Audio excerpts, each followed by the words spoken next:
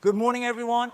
Today, we're going to explore something that sits at the center of leadership in long-term care, decision-making. The neuroscience of decision-making begins with understanding that its ultimate outcome is harmony. Harmony is the pattern that transforms chaos into order. And you, as leaders, are the transformative agents. Every day, you take uncertainty, pressure, incomplete information, and competing priorities, and you actualize something into reality. That act of actualization is leadership. And the degree of harmony you produce quantifies your effectiveness. In fact, if we simplify it, your compensation is a reflection of your ability to transform chaos into order.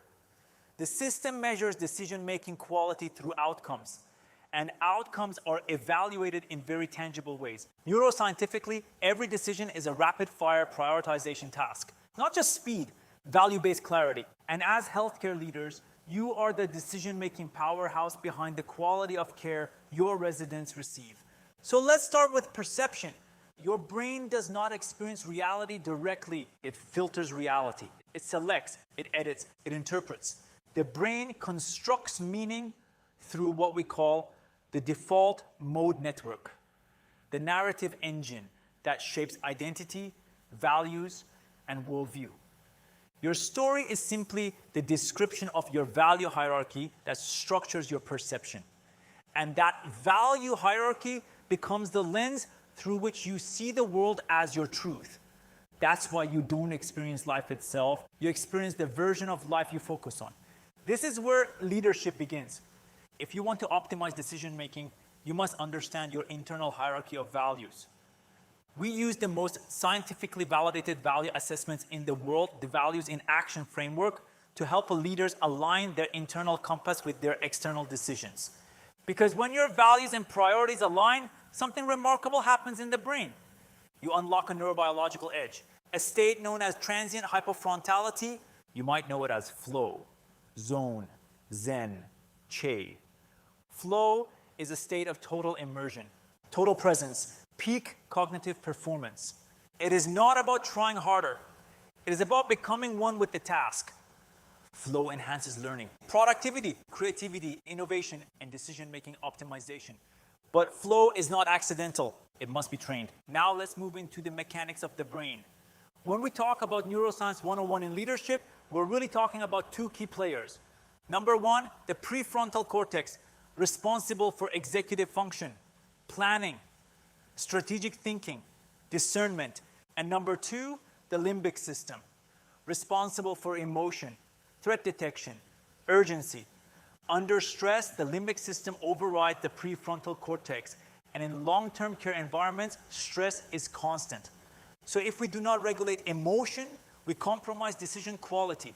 Now let's talk about cognitive bias, confirmation bias, anchoring, groupthink. The brain simplifies complexity to conserve energy, but those shortcuts distort reality. Leadership requires awareness of these invisible filters, because what you perceive determines what you prioritize, and what you prioritize determines outcomes. Now here's the question, can we biohack this system? Can we intentionally shift our brain state? Yes, through physiological vehicles, cold exposure, fasting, music, integrated body-mind training like yoga. But one of the most accessible biohacks available to you right now is breath work.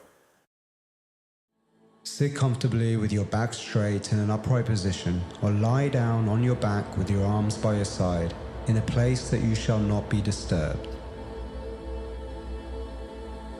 As you breathe in, taking a deep breath all the way in, becoming more and more present with the sound. And the sound of my voice that shall be your guide on this journey. 3, 2, 1, exhale and in. 2, 3, 4, out, 2. Enjoy this moment, the absolute stillness.